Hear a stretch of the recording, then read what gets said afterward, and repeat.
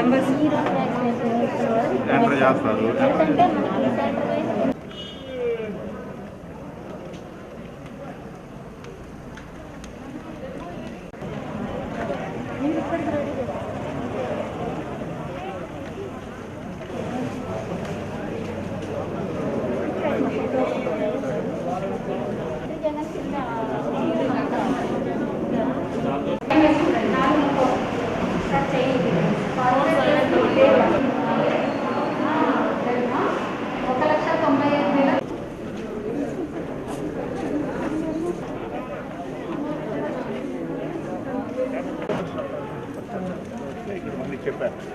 Since we are here, my house is here only.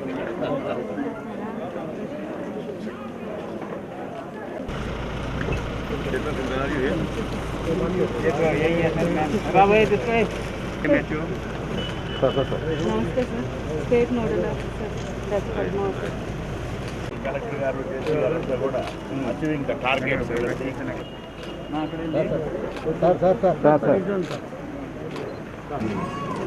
అది మీరు మొత్తం పిఎస్సీ అని చెప్తున్నారు. అంటే దీంతో ఈ మీ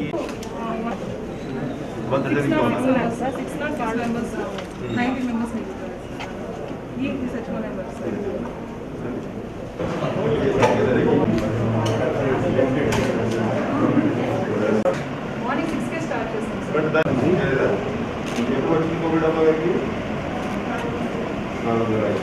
మీకు ఇంకేమైనా రాలేదు కోవిడ్? మీరు ఒకటి ఉన్నారు, మీ ఆయన ఉన్నారు.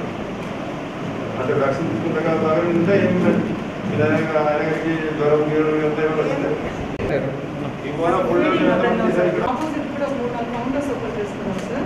సో అక్కడ ఒక కౌంటర్, అక్కడ ఒక కౌంటర్, ఇక్కడ కౌంటర్.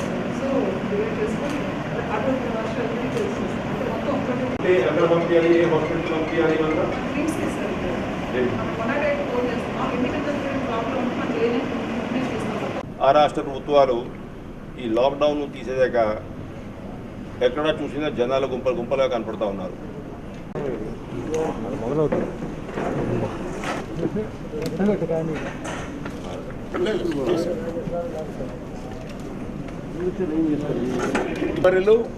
వైఎస్ జగన్మోహన్ రెడ్డి గారి వ్యాక్సినేషన్ డ్రైవ్ కార్యక్రమాల్లో ఈరోజు మన ప్రిన్సిపల్ సెక్రటరీ హెల్త్ గారు అనిల్ కుమార్ సింగల్ గారు ఇక్కడ ఒంగోలు పట్టణానికి రావటం చాలా సంతోషకరమైన విషయం. అది గౌరవ కలెక్టర్ గారు, జాయింట్ కలెక్టర్ గారు అందరూ కలిసి ఇవాళ మోర్ దెన్ 10 lakhs అంటే టార్గెట్ ముఖ్యమంత్రి గారు ఇచ్చింది 10 లక్షలు అయితే ఆల్మోస్ట్ 11 లక్షల పైన అవుతుందనేది మన ప్రిన్సిపల్ సెక్రటరీ గారు చెప్పటం.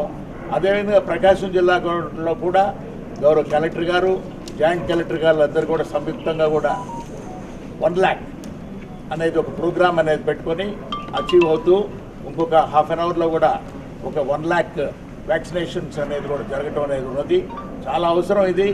రాబోయే రోజుల్లో కూడా అంటే ఫస్ట్ వేవ్ అయిపోయింది, సెకండ్ వేవ్ అయిపోయింది, థర్డ్ వేవ్ కూడా ఎక్స్పెక్ట్ చేస్తున్న కార్యక్రమాల్లో ప్రతి ఒక్కరు కూడా ముందుకు వచ్చి వ్యాక్సినేషన్ తీసుకోవాలనేది ఆ పిలుపు అనేది ముఖ్యమంత్రి గారు జగన్మోహన్ రెడ్డి గారు చెప్తూనే ఉన్నారు. ఎప్పుడు కూడా దానిని ఆచరణలో తీసుకొచ్చే దాని వరకు ఇప్పుడు ఇక్కడైతే ఈ సచివాలయం దాంట్లో అయితే దాదాపు 950 మంది వరకు వ్యాక్సినేషన్ తీసుకోవటం అనేది చాలా అరుదైన విషయం. అది అందుకు ప్రత్యేకంగా అధికారులందరూ కూడా అభినందిస్తూ ఈరోజు మన ప్రిన్సిపల్ సెక్రటరీ గారు అనిల్ కుమార్ సింగల్ గారు ఒంగోలుకు వచ్చినందుకు గర్వకారణంగా కూడా మేమందరూ కూడా భావిస్తూ sir, we all welcome you for your achievement also.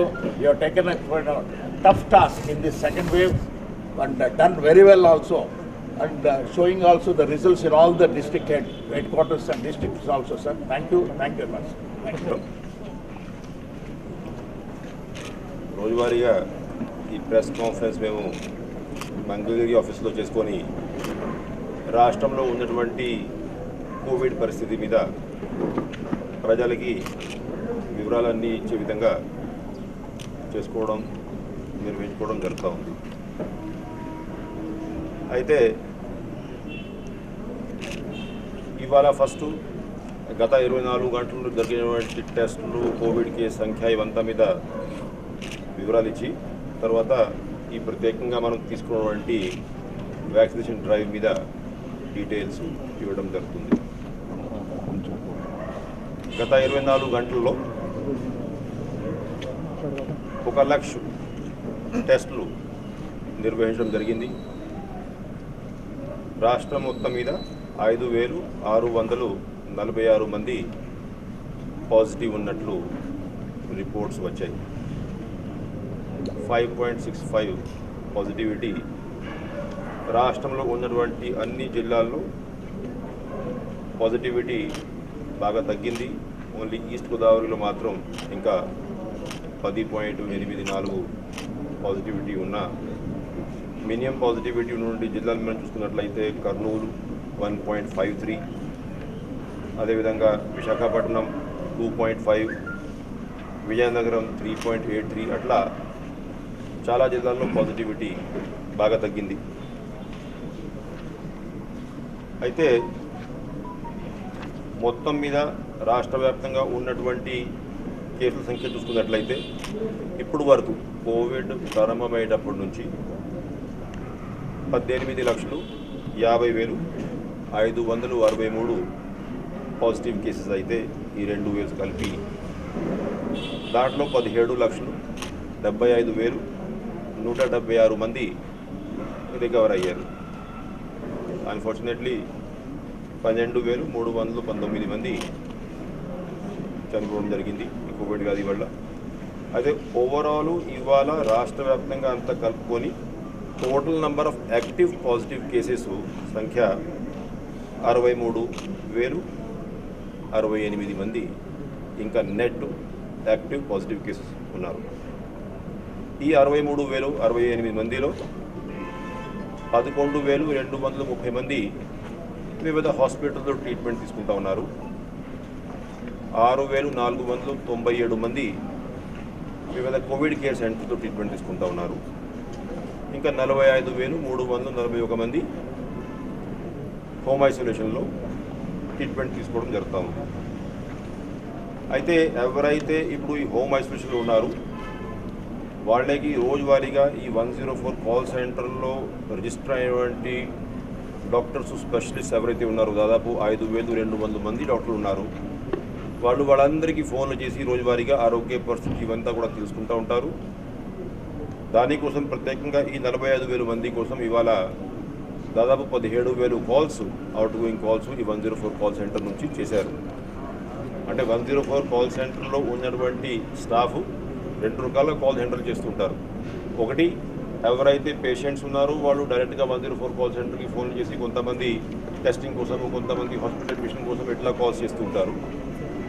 Peak స్టేజ్లో ఇటువంటివి 104 కాల్ సెంటర్కి కాల్స్ రావడం అనేది దాదాపు 19,000 వరకు రోజువారీగా కాల్ సంఖ్య వచ్చేటప్పుడు ఇవాళ గత 24 గంటల్లో దాదాపు 1,700 కాల్స్ మాత్రం వచ్చాయి. అంటే దాంతో మనకి అర్థమవుతుంది ఒకవేళ రాష్ట్రంలో ఉంటే కోవిడ్ పరిస్థితి ఎంతవరకు కంట్రోల్ అయిందనేది. మిగతా సమయంలో ఎవరైతే హోమ్ ఐసోలేషన్లో ఉన్నారో పేషెంట్స్ వాళ్ళకి ఫోన్లు చేసి ఆరోగ్య పరిస్థితి తెలుసుకొని వాళ్ళకి సరైన గైడెన్స్, సలహా సూచనలు ఇస్తుంటారు. ఇంకా మెయిన్గా ఇవాళ ఇక్కడికి రావడం దీనికి ముఖ్యమైన ఉద్దేశం ఈ కోవిడ్ కేసులు ఈ ఫస్ట్ వేవ్ రావడము, మళ్ళీ సెకండ్ వేవ్ రావడము, ఇంకా కొంతమంది థర్డ్ వేవ్ వస్తుంది, ఎప్పుడు వస్తుంది దాని మీద ఏదో అంచనాలు వేస్తూ ఉన్నారు. అదే వేవ్ వచ్చినా రాకపోయినా దానికి కావాల్సినటువంటి ఏర్పాట్లు ఒకవైపు చేసుకుంటానే ఇంకొక వైపు దీనికి సరి అయిన సొల్యూషన్, పర్మనెంట్ సొల్యూషన్ అయితే వ్యాక్సినేషన్. అది అందరికీ తెలిసినటువంటి విషయం. అయితే వ్యాక్సినేషన్ ఏదైతే ఉందో గవర్నమెంట్ ఆఫ్ ఇండియా ఇచ్చినటువంటి కోటా ఆధారంగా ఆ స్పీడ్ని బట్టి మనం వ్యాక్సినేషన్ చేసుకుంటా ముందుకు పోతూ ఉన్నాం. ఫస్ట్ నిన్నటి వరకు ఉన్నటువంటి వ్యాక్సిన్ పరిస్థితి చెప్పాక ఇవాళ ఈ స్పెషల్ డ్రైవ్ గురించి మనం డిస్కస్ చేద్దాం. నిన్నటి వరకు మొత్తం మీద మనం 1,23,16,609 డోసెస్ అడ్మినిస్టర్ చేశాం. కోవిషీల్డ్, కోవాక్సిన్ 2 కలుపుకొని ఈ 1,23,16,000 డోసెస్ అయితే ఉన్నాయో అది 26,46,711 మందికి 2 డోసెస్ కూడా ఇవ్వడం జరిగింది. ఇంకా కొంతమంది 70,23,187 మందికి సింగిల్ డోస్ ఇచ్చాం. అంటే వాళ్ళకి ఎప్పుడైతే సెకండ్ డోస్ డ్యూ అవుతుందో దాన్ని బట్టి సెకండ్ డోస్ కూడా ఇవ్వడం జరుగుతుంది. అంటే మొత్తం కలిపి నిన్నటి వరకు 96,69,898 మందికి ఒకటి కానీ రెండు కానీ డోసులు మనం ఇచ్చి ఉన్నటువంటి పరిస్థితి. దాంట్లోనే ఏదైతే గవర్నమెంట్ ముఖ్యమంత్రి వారు నిర్ణయం తీసుకున్నారో అంటే 45 సంవత్సరాల వయసు లోపల ఉన్నా కూడా 5 సంవత్సరాల లోపల ఒకవేళ పెద్దలు ఉన్నట్లయితే అటువంటి మదర్స్కి కూడా వ్యాక్సినేషన్ చేయాలి అనేది ఏదైతే పాలసీ మనం తీసుకువచ్చాం దాని కింద నిన్న సాయంత్రం వరకు 18,70,866 మంది ఉన్నారు ఇటువంటి మదర్స్. దాంట్లో 5,32,522 మంది మహిళలకి వ్యాక్సినేషన్ చేయడం జరిగింది. అయితే రాష్ట్రంలో ఉన్నటువంటి టోటల్ వ్యాక్సినేషన్ కెపాసిటీ ఎంతవరకు ఉంది అనేది మనం అర్థం చేసుకోవాల్సిన అవసరం ఉంది. మధ్య మధ్యలో వార్తలు కూడా వస్తూ ఉంటాయి. అంటే ఈ వ్యాక్సిన్ కొన్ని రాష్ట్రాలు సరిగా చేయలేకపోయారు, కొన్ని రాష్ట్రాలు వ్యాక్సిన్ వేస్ట్ చేయడం జరిగింది, లేకపోతే గవర్నమెంట్ ఆఫ్ ఇండియా బ్రహ్మాండంగా కోటా ఇస్తూ ఉన్నా కూడా వ్యాక్సినేషన్ సరైన స్పీడ్లో జరగట్లేదు అనేది కొన్ని రాష్ట్రాల మీద ఇటువంటి వార్తలు వస్తూ ఉంటాయి. మన రాష్ట్రంలో దాదాపు ఒక నెలన్నర క్రితం మనం ఒకే రోజులో 6,30,000 దాదాపు మనం వ్యాక్సినేషన్ చేసి ఇట్లాగా 6 లక్షల పైన రోజువారీగా వ్యాక్సినేషన్ చేసేటువంటి కెపాసిటీ రాష్ట్రంలో ఉంది అని నిరూపించి గౌరవనీయులు ముఖ్యమంత్రి వర్యులు గవర్నమెంట్ ప్రధానమంత్రి గారికి ఒక లెటర్ రాసి ఇట్లాగా రోజువారీగా మేము 6 లక్షలు చేయగలం కాబట్టి వారానికి 4 రోజు చేసిన 4 వారాలు కలిపి దాదాపు 1 కోటి వ్యాక్సిన్స్ మేము ఒక్క నెలలో అడ్మినిస్టర్ చేయగలం అనేది జనరల్గా ఇన్ఫర్మేషన్ ఇస్తూ ఎక్కువ వ్యాక్సిన్ కోటా ఇస్తే బాగుంటుంది అనేది రిక్వెస్ట్ చేయడం జరిగింది. అయితే అప్పుడు నుంచి ఎంతవరకు అయితే స్టాక్ మనకి వస్తూ ఉందో అంతవరకు వ్యాక్సినేషన్ మనం రోజువారీగా చేసేస్తూ ఉన్నాం. అయితే ఒక 2-3 రోజుల క్రితం 9 లక్షల డోసెస్ గవర్నమెంట్ ఆఫ్ ఇండియా మనకి కేటాయించింది. ఆ 9 లక్షల డోసెస్ కేటాయించి ఇంకా నిన్న మధ్యాహ్నం మళ్ళీ ఎక్స్ట్రా 3 లక్షల డోసెస్ పంపించడం జరిగింది. ఇది కాక ఇంకొక 2 లక్షల డోసెస్ రేపు 21వ తేదీ కార్యక్రమానికి మేము పంపిస్తున్నాం అనేది తెలియజేశారు. అంటే మొత్తం కలిపి గత 3 రోజులు 14 లక్షల డోసెస్ ఇచ్చారు. దాంట్లో 2 లక్షల డోసెస్ రేపు జరుగుతున్నటువంటి నేషనల్ వైడ్ క్యాంపెయిన్కి ఉపయోగించుకోవాలి అని చెప్తూనే మిగతా 12 లక్షల డోసెస్ మన దగ్గర ఉన్నాయి అనుకోండి. మొన్న వచ్చేటువంటివి 9 లక్షలు, నిన్న వచ్చేటువంటి 3 లక్షలు. అయితే ఈ 12 లక్షల డోసెస్ ఏవైతే ఉన్నాయో దానికి గవర్నమెంట్ ముఖ్యమంత్రి వర్యుల దగ్గర సమీక్ష సమావేశం జరిగేటప్పుడు ఇప్పటికే మనం 1-2 సార్లు 6 లక్షల పైన చేసేటువంటి కెపాసిటీ నిరూపించాం. అయితే ఈసారి 10 లక్షల డోసెస్ ఒకే రోజు మన రాష్ట్ర వ్యాప్తంగా చేయగలిగితే ప్రజల్లో కొంత అవేర్నెస్, ఒక డ్రైవ్, ఒక మోటివేషన్ ఫర్ వ్యాక్సినేషను, అదేవిధంగా మన స్టాఫ్ అందరిలో కూడా మోటివేషన్ ఏర్పడుతుంది అనేది ఒక 2-3 రోజుల క్రితం ప్లాన్ తయారు చేసుకోండి అని ఆదేశాలు జారీ చేశారు.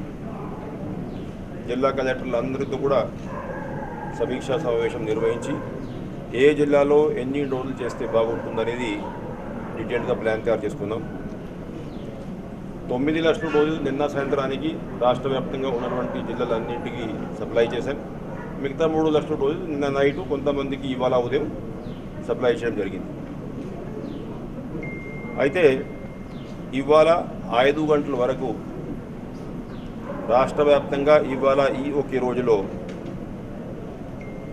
చాలా గర్వంగా మీకు రాష్ట్ర ప్రభుత్వం తరఫున తెలియజేస్తా ఉన్నా 11,85,653 మందికి ఈ ఒక రోజులో వ్యాక్సిన్ నిర్వహించడం జరిగింది చాలా విజయవంతంగా.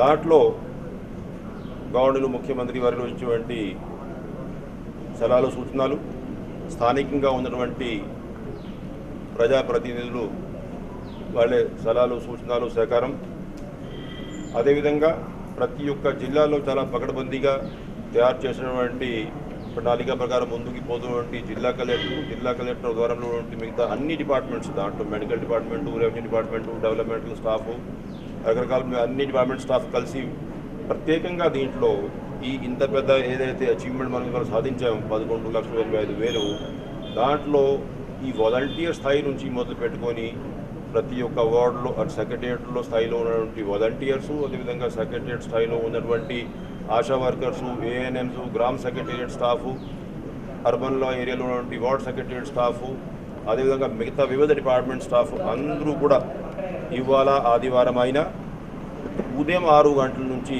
నిన్న నైట్ వ్యాక్సిన్ వచ్చినటువంటి డెలివరీ తీసుకొని ఉదయం 6 గంటల నుంచి చాలా కష్టపడి పనిచేస్తూ ప్రజలకి సేవలు అందిస్తున్నారు. వాళ్ళందరికీ ఈ సందర్భంగా మీ ద్వారా హృదయపూర్వకంగా అభినందనలు, ధన్యవాదాలు తెలియజేస్తూ ఉన్నాను.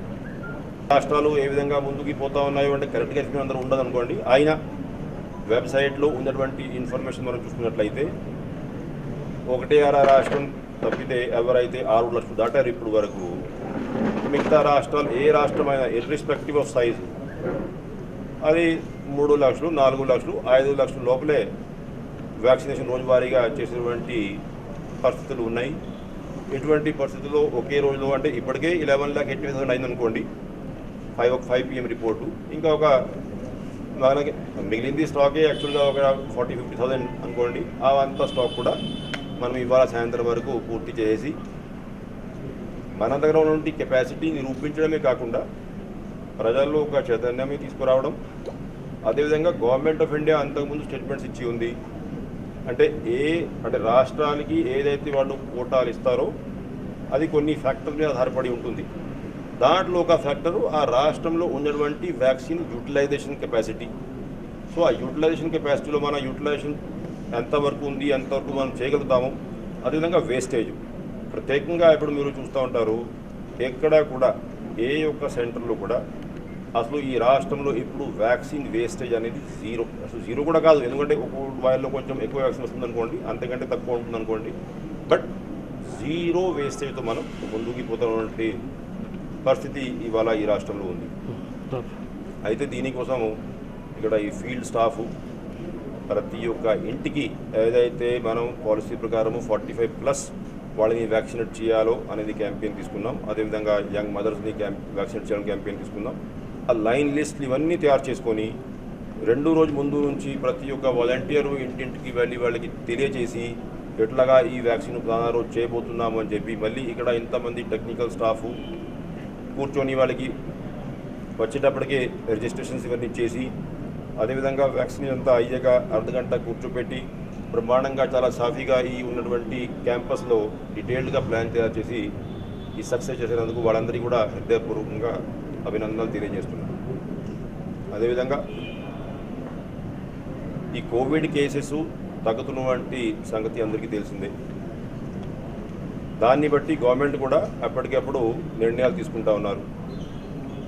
అంతకుముందు మనం 5వ మే ఈ కర్ఫ్యూ విధానం ప్రవేశపెట్టేటప్పుడు ఉదయం 6 నుంచి 12 గంటల వరకు ఎకనామిక్ యాక్టివిటీస్ పర్మిషన్ ఇస్తూనే మధ్యాహ్నం 12 నుంచి మరుసటి రోజు ఉదయం 6 గంటల వరకు కర్ఫ్యూ విధానం తీసుకువచ్చారు. తర్వాత మళ్ళీ పరిస్థితి సమీక్షించుకొని దీంట్లో కొంత మార్పు తీసుకువచ్చి ఉదయం 6 గంటల నుంచి మధ్యాహ్నం 2 గంటల వరకు పర్మిషన్ ఇస్తూ సెక్షన్ 144 పెట్టి మిగతా ఎకనామిక్ కార్యకలాపాలు ఇవన్నీ కూడా చేసుకోవచ్చు అని చెప్పి డైరెక్షన్స్ ఇస్తూ మధ్యాహ్నం 2 నుంచి మరుసటి రోజు ఉదయం 6 గంటల వరకు కర్ఫ్యూ విధానం తీసుకువచ్చారు. ఆ తర్వాత మొన్న గవర్నమెంట్ ముఖ్యమంత్రి వారిలో ఉన్నటువంటి పరిస్థితి సమీక్షించుకొని రేపటి నుంచి మళ్ళీ 10 రోజుల పాటు రాష్ట్రంలో ఉన్నటువంటి 13 జిల్లాల్లో ఒక ఈస్ట్ గోదావరిలో ఇంకా ఈ వీక్లీ పాజిటివిటీ 10% పైన కొంచెం ఉంది కాబట్టి ఈస్ట్ గోదావరికి అదే విధానం కొనసాగిస్తూ, అంటే మధ్యాహ్నం 2 గంటల నుంచి కర్ఫ్యూ ఉంటుందనేది కొనసాగిస్తూ, మిగతా 12 జిల్లాల్లో పాజిటివిటీ బాగా తగ్గింది కాబట్టి సాయంత్రం 6 గంటల నుంచి ఈ కర్ఫ్యూ విధానం ఉంటే బాగుంటుందని చెప్పి ఆదేశాలు జారీ చేశాం. ఇంకా రేపటి నుంచి ఈ 10 రోజుల పాటు ఇదే ఆదేశాలు అమల్లో ఉంటాయి. అయితే మీ ద్వారా ప్రజలతో చేసింది మనవి అంటే ఏదో గవర్నమెంట్ ఏదో ఎకనామిక్ యాక్టివిటీ కోసం రిలాక్సేషన్ ఇస్తూ ఉంది కాబట్టి కేసుల సంఖ్య బాగా తగ్గింది అనే ఉద్దేశంతో ఎట్టి పరిస్థితిలో ఈ మాస్కులు వేసుకోవడంలో కానీ సామాజిక దూరం పాటించడంలో కానీ హ్యాండ్స్ ఇవన్నీ శానిటైజేషన్ చేసుకోవడంలో కానీ నిర్లక్ష్యం మాత్రం చేసుకోకూడదని చెప్పేసి మనవి చేస్తూ ఉన్నాం. ఆ రాష్ట్ర ప్రభుత్వాలు ఈ లాక్డౌన్ తీసేదాక ఎక్కడ చూసినా జనాలు గుంపలుగా కనపడుతూ ఉన్నారు. సోషల్ డిస్టెన్స్ పాటించకుండా సరిగా మాస్క్ ధరించకుండా ఇట్లాగా మనం వ్యవహరిస్తే ఇంకా మళ్ళీ కేసులు పెరిగే ప్రమాదం ఉంది. కనుక ఈ రాష్ట్రంలో ఉన్నటువంటి ప్రజలందరూ కూడా అర్హతని బట్టి పూర్తిగా 2 డోసుల వ్యాక్సిన్ అయ్యేంత వరకు ఈవెన్ ఎవరైతే వ్యాక్సినేషన్ తీసుకున్నారో 1 డోసు కానీ 2 డోసులు కానీ వాళ్ళు కూడా ఇటువంటి గైడ్లైన్స్ పాటించాల్సిన అవసరం ఉందనేది మీ ద్వారా నేను వాళ్ళందరినీ కూడా విజ్ఞప్తి చేస్తూ ఉన్నాను. ఇంకా చాలామంది ఈ 3వ వేవ్ రావచ్చని, ఒకవేళ 3వ వేవ్ వస్తే పిల్లలకి ఎక్కువ ఇంపాక్ట్ ఉండొచ్చని ఈ రకరకాల వార్తలు మీరు కూడా చూసి ఉంటారు. సరే, అది 3వ వేవ్ వస్తుందా రాదా, వస్తే ఎంత తీవ్రంగా ఉంటుంది, అవన్నీ కరెక్ట్గా అయితే ఎవరు కూడా ప్రెడిక్ట్ చేసే పరిస్థితి లేదు. అయినా మన వైపు నుంచి మనమైతే ప్రిపరేషన్స్ పూర్తిగా చేసి పెట్టుకోవాల్సిందే. కాబట్టి దీనికి కావాల్సినటువంటి ఏర్పాట్లు రాష్ట్ర ప్రభుత్వం సీరియస్గా ఇప్పటి నుంచి ప్రారంభించింది. ఉదాహరణంగా ఏదైతే ఈ సెకండ్ వేవ్లో ఫస్ట్ వేవ్తో మనం పోల్చుకుంటే సెకండ్ వేవ్లో ఆక్సిజన్ సప్లై చాలా ఎక్కువ అవసరం పడింది. ఫస్ట్ వేవ్లో పీక్లో ఉన్నప్పుడు మనం దాదాపు 240 టన్నులు లిక్విడ్ ఆక్సిజన్ ఉపయోగిస్తే సెకండ్ వేవ్లో పీక్లో ఉన్నప్పుడు దాదాపు 700 మెట్రిక్ టన్నులు లిక్విడ్ ఆక్సిజన్ ఉపయోగించిన సరిపోలేనటువంటి పరిస్థితి కనపడేటువంటి పరిస్థితి ఏర్పడింది. అయితే ఈ లిక్విడ్ ఆక్సిజన్ కెపాసిటీ మన రాష్ట్రమే కాకుండా అది ఆ అలొకేషన్ అంతా కూడా గవర్నమెంట్ ఆఫ్ ఇండియా వివిధ రాష్ట్రాల నుంచి ఇస్తూ ఉంటుంది. కాబట్టి క్లియర్గా ఎప్పుడు ఏ విధంగా మూవ్మెంట్ జరుగుతూ ఉంటుంది దాని మీద కంట్రోలు ఏ రాష్ట్ర ప్రభుత్వంకి అయినా కొంచెం తక్కువ ఉంటుంది. కాబట్టి మన రాష్ట్రంలో ఉన్నటువంటి ఐసీయూ బెడ్స్ లేకపోతే ఆక్సిజన్ లైన్స్ ఏదైతే ఉన్నాయో అవుట్ సైడ్ ది ఐసీయూస్ దానికి సరిపోయేటట్లు పిఎస్ఏ ప్లాంట్స్ అంటే గ్యాసియస్ ఆక్సిజన్ స్థానికంగా ఉత్పత్తి చేయగలిగినటువంటి ప్లాంట్స్ అయితే ఉంటాయో దాన్ని పిఎస్ఏ ప్లాంట్ అంటారు. ఈ పిఎస్ఏ ప్లాంట్స్ అన్ని ప్రభుత్వ ఆసుపత్రుల్లో ఎక్కడైతే 50 బెడ్స్ 50 కంటే ఎక్కువ బెడ్స్ ఉన్నాయో అటువంటి అన్ని హాస్పిటల్స్లో ఆ పిఎస్ఏ ప్లాంట్స్ ఎస్టాబ్లిష్ కావాలని నిర్ణయం తీసుకున్నాం. టెండర్ అంతా కూడా ఫైనల్ అయినాయి, పనులు ప్రారంభిస్తూ ఉన్నాం. ఆగస్టు లోపల ప్రతి ఒక్క హాస్పిటల్లో ఆక్సిజన్ కెపాసిటీ సరిపోయేటట్లు ఈ పిఎస్ఏ ప్లాంట్స్ మనం పూర్తి చేసేస్తాం. చూసి ఉంటారు ఈసారి మనం ఈ కోవిడ్ కేర్ సెంటర్లు ఏర్పాటు చేసిన జనాలు పేషెంట్స్ ఈ కోవిడ్ కేర్ సెంటర్స్ వైపు పెద్దగా ఇంట్రెస్ట్ చూపెట్టలేదు. ఎందుకంటే ఎక్కువ మంది పేషెంట్స్కి అక్కడ ఆక్సిజన్ ఉంటుందా లేదా, వారందరికీ ఆక్సిజన్ అవసరము కాబట్టి హాస్పిటల్లో ఉంటేనే బాగుంటుందనేది ఒక జనరల్ అండర్స్టాండింగ్ ఈసారి. అయితే రాష్ట్రంలో కావాల్సినటువంటి కాన్సన్ట్రేటర్స్ ఉన్నట్లయితే ఈ సమస్య ఉండని ఉద్దేశంతో దాదాపు 14,000 కాన్సన్ట్రేటర్స్ మనం ఏర్పాటు చేసుకున్నాం. కొన్ని వచ్చాయి, మిగతా ఈ నెలాఖరికల్లా వస్తాయి. కాబట్టి ఒకవేళ కేసు సంఖ్య మళ్ళీ పెరిగితే సఫిషియెంట్ నెంబర్ ఆఫ్ కాన్సన్ట్రేటర్స్ అందుబాటులో ఉంటాయి. అదేవిధంగా డి టైప్ సిలిండర్స్, ఆ డి టైప్ సిలిండర్స్ కూడా అందుబాటులో ఉన్నట్లయితే అన్ని హాస్పిటల్స్కి ఏదైతే మన రాష్ట్రంలో గ్యాసియస్ ఆక్సిజన్ ఉత్పత్తి చేసేటువంటి కెపాసిటీ స్తోమత మనం పెంచుకుంటా ఉన్నాం, దాన్ని పూర్తిగా ఉపయోగించాలంటే కావాల్సినటువంటి సంఖ్యలో డి టైప్ సిలిండర్స్ ఉండాలి. 10,000 సిలిండర్స్ కొనుక్కోవడం జరిగింది. అవి వచ్చే వారం వస్తున్నాయి. కాబట్టి సరిపోయేటట్లు సంఖ్యలో ఈ డి టైప్ సిలిండర్స్ కూడా అందుబాటులో ఉంటాయి. ఇదంతా ఏమో ఆక్సిజన్ వ్యవస్థ, గ్యాసియస్ ఆక్సిజన్. లిక్విడ్ ఆక్సిజన్ మీరు చూసి ఉంటారు లాస్ట్ టైము. ఒకవేళ government of India quota allocate చేసినా కూడా ట్రాన్స్పోర్టేషన్ కోసం ఈ క్రయోజెనిక్ ట్యాంకర్స్ భారతదేశం అంతా కలిపి కూడా తక్కువ నెంబర్లు ఉన్నాయి. కాబట్టి 25 క్రయోజెనిక్ ట్యాంకర్స్ మనం బయట నుంచి కొనుక్కోవడం జరిగింది. అవన్నీ ఈ నెల ఆఖరి లోపల సప్లై అవుతున్నాయి. మిగతా హాస్పిటల్స్ ఏదైతే 100 బెడ్స్ ఉన్నటువంటి హాస్పిటల్స్ ఉన్నాయో ప్రతి ఒక్క హాస్పిటల్లో ఈ లిక్విడ్ ఆక్సిజన్ స్టోర్ చేసేటువంటి కెపాసిటీ ఉంటే ఇటువంటి క్రైసిస్ కొంచెం తగ్గుతుంది అనే ఉద్దేశంతో ప్రతి ఒక్క హాస్పిటల్లో మినిమం 10 KL కెపాసిటీ ఉన్నటువంటి క్రయోజెనిక్ ట్యాంకర్స్ కూడా మనం కెపాసిటీ ఏర్పాటు చేసుకుంటూ ఉన్నాం. అదేవిధంగా ఎయిమ్స్ డైరెక్టరు మిగతా కొంతమంది ఎక్స్పర్ట్స్ ఒక్కవేళ థర్డ్ వేవ్ వచ్చినా కూడా పిల్లల మీద ప్రత్యేకంగా ఎక్కువ ప్రభావం ఉండదని చెప్పి స్టేట్మెంట్లు ఇచ్చినా కూడా చాలామంది ఆ సెంటిమెంట్ వ్యక్తం చేస్తూ ఉన్నారు, ఉండొచ్చు ఇంపాక్ట్ అనేది. అయితే గత 2 వేవ్స్లో ఉన్నటువంటి పిల్లలు ఎంతమంది పాజిటివ్ అయ్యారు ఆ సంఖ్య దృష్టిలో పెట్టుకొని అంతకంటే ఎక్కువ సీరియస్గా ఒకవేళ థర్డ్ వేవ్ వచ్చి ఉన్నా కూడా ఎంతమంది పిల్లల మీద ప్రభావం ఉంటుంది అవంతా ఆలోచించుకొని ప్రతి ఒక్క జిల్లా వారీగా దానికి కావాల్సినటువంటి ICU టోటల్ కెపాసిటీ ఎంత ఉంది, పెడియాట్రిక్ వార్డ్స్ ఎన్ని ఉన్నాయి, ఆ నియోనేటల్ ICU బెడ్స్ ఎన్ని ఉన్నాయి అవన్నీ కూడా డీటెయిల్డ్గా ప్లాన్ తయారు చేసుకొని కావాల్సినటువంటి నియోనేటల్ బెడ్స్ ఏర్పాటు చేస్తూ ఉన్నాం. మిగతా ఎక్విప్మెంటు ఐటమ్స్ ఇవన్నీ ఆర్డర్ చేయడం జరిగింది. వచ్చే నెల కావాల్సినటువంటి స్టాక్ అంతా కూడా అందుబాటులో ఉంటుంది. ఏ విధంగా అయితే ఈ సెకండ్ వేవ్లో రెమ్డెసివిర్ కోసం కొంత షార్టేజ్ దేశవ్యాప్తంగా అప్పుడు ఏర్పడింది, government of India quota allocate చేయడం ప్రారంభించింది. అట్లాగానే కొంతమంది ఎక్స్పర్ట్స్ పిల్లలకి అంత సీరియస్ ఉండదు కానీ ఇమ్యూనోగ్లోబిన్ రిక్వైర్మెంట్ ఏమైనా పెరగవచ్చు అనేది అంచనా వేశారు. అయితే ఈ ఇమ్యూనోగ్లోబిన్స్ కూడా 10,000 డోసెస్ మనము ఇప్పుడే ఎక్వైర్ చేసి స్టోర్ చేసి పెట్టుకోవడం జరుగుతుంది. మొత్తానికి చెప్పదలుచుకుంది ఏంటంటే ఒకవేళ థర్డ్ వేవ్ వచ్చినా దీనికి కావాల్సినటువంటి మ్యాన్ పవర్, మెటీరియల్, కన్జ్యూమేబుల్స్, ఎక్విప్మెంటు అవన్నీ కూడా ప్రభుత్వం ఇప్పటి నుంచి సిద్ధం చేసుకుంటూ ఉంది. దీనికి కావాల్సినటువంటి ఇందాక నేను మీకు వివరించింది ఈ కాన్సన్ట్రేటర్స్, ఆక్సిజన్ లైన్స్, ట్యాంక్స్ ఇవంతా కలిపి దాదాపు 350 కోట్ల రూపాయలు ఖర్చు అవుతుంది. అవి శాంక్షన్ ఇవ్వడం జరిగింది.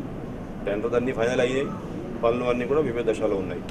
కాబట్టి ఎవరూ కూడా ఒకవేళ థర్డ్ వేవ్ వస్తే మా పరిస్థితి ఏముంటుంది అటువంటి ఆందోళన చెందకుండా ప్రభుత్వం ఇచ్చేటువంటి సలహాలు సూచనలు ఏవైతే ఉన్నాయో ఈ మాస్కింగు, డిస్టెన్సింగు ఇవన్నీ అవి పాటించి ప్రభుత్వంతో సహకరించాల్సిందిగా మీ ద్వారా అందరితో విజ్ఞప్తి చేస్తూ ఇవాళ ఏదైతే క్యాంపెయిన్ రాష్ట్ర ప్రభుత్వం విజయవంతంగా తీసుకోవడం జరిగింది దానికోసం అందరినీ హృదయపూర్వకంగా అభినందిస్తూ సెలవు తీసుకుంటున్నాం. నమస్కారం.